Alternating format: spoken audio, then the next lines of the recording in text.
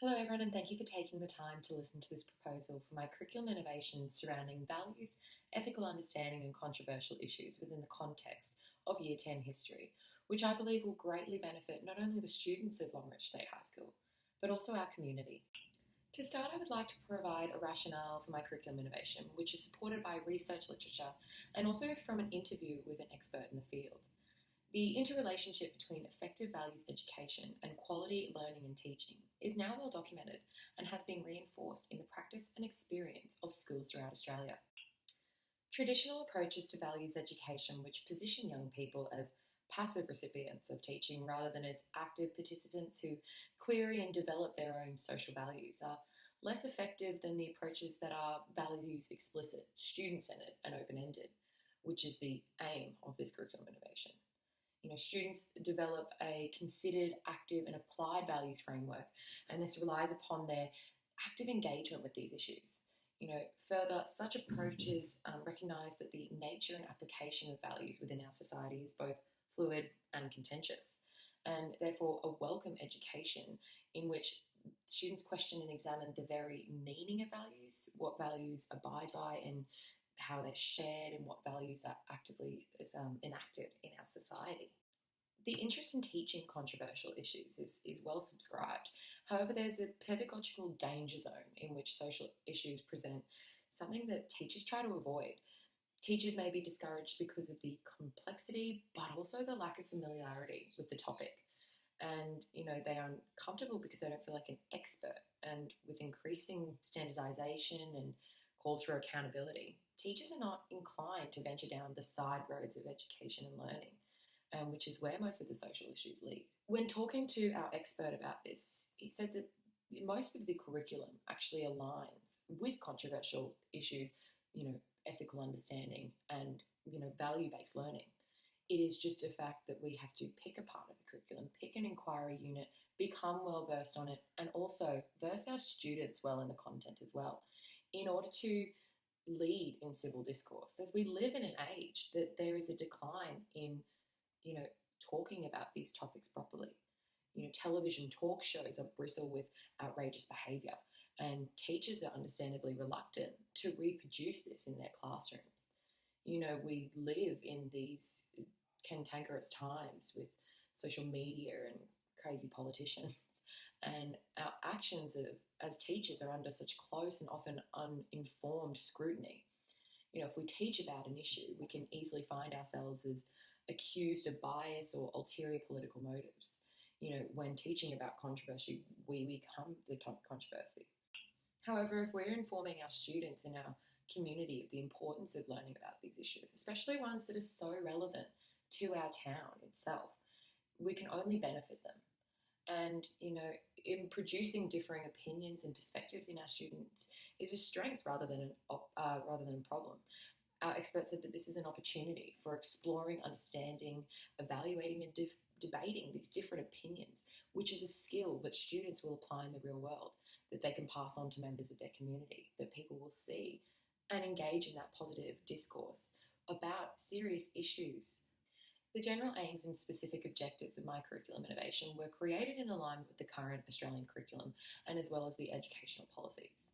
Values, ethical understanding and controversial issues are all concepts that should be embedded in the education of our students. And luckily, history as a subject explores them usually, but not always to the same extent. So ethical understanding, for example, is a cross-curriculum priority and in the Australian curriculum, and it outlines that students develop ethical understanding as they identify and investigate the nature of ethical concepts, values and character traits, and understand how reasoning can assist ethical judgment. So this involves students building a strong, personal and socially oriented ethical outlook.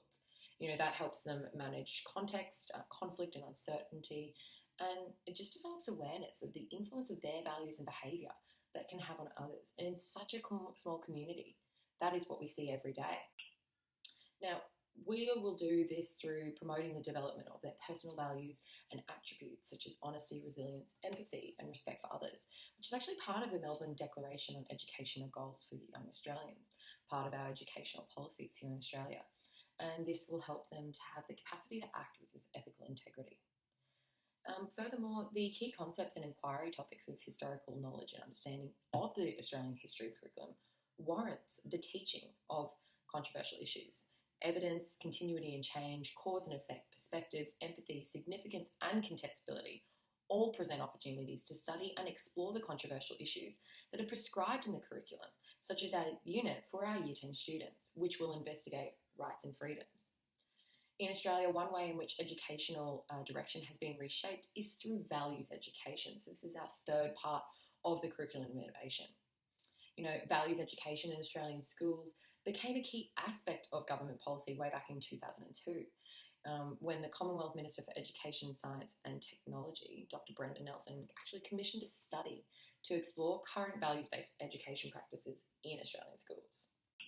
Now, as I mentioned earlier, this curriculum innovation will not only benefit our students in school, but also our town and community.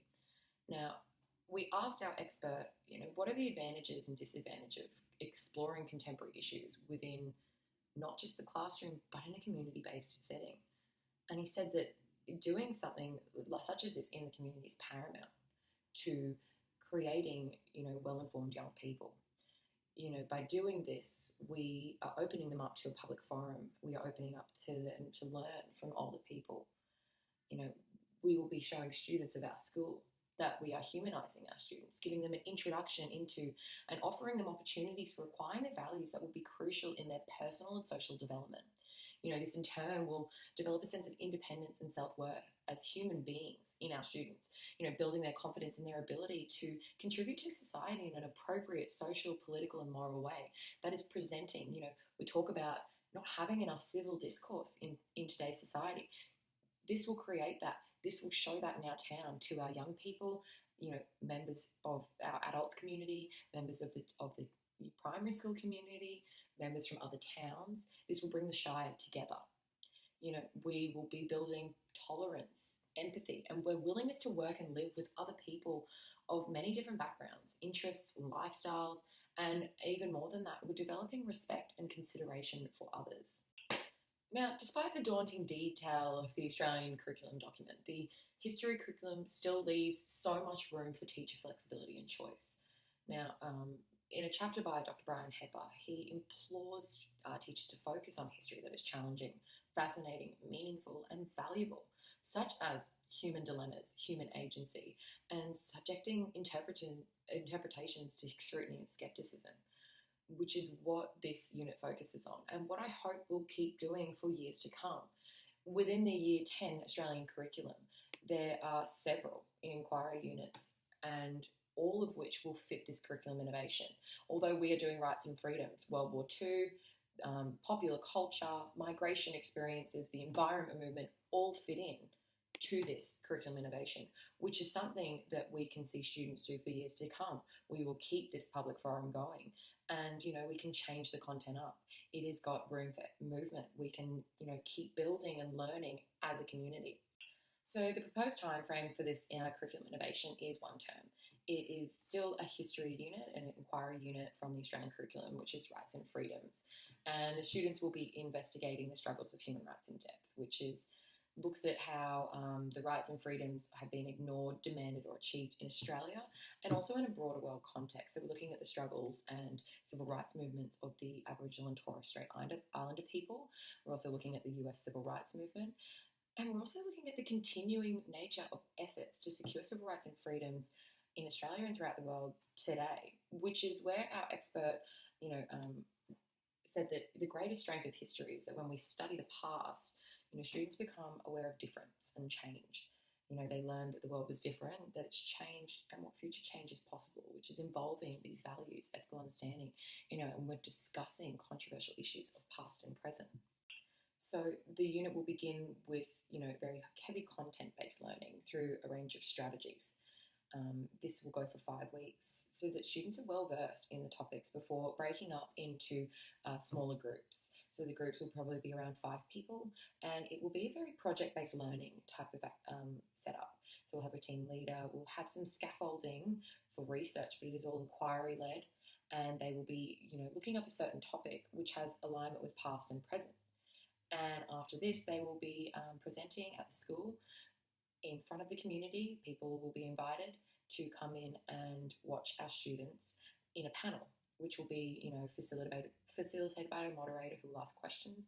There will be debate, there will be civil discourse, and the community will get to see these young people who are now active and functioning members of society, who can, lead in discourse about serious controversial issues, who have ethical understanding, who have a values-based education. And this will be their assessment. This is what they will lead up into, to learn how to have respect, have tolerance, and, provide their view or their perspective without, judgment and, without unfounded, research. They will know these things. They have worked on it all term and researched with their group and within the class setting.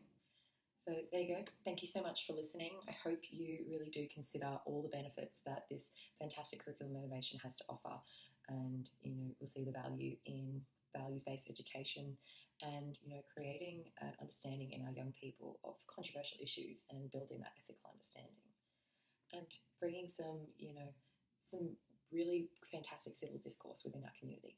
Thank you.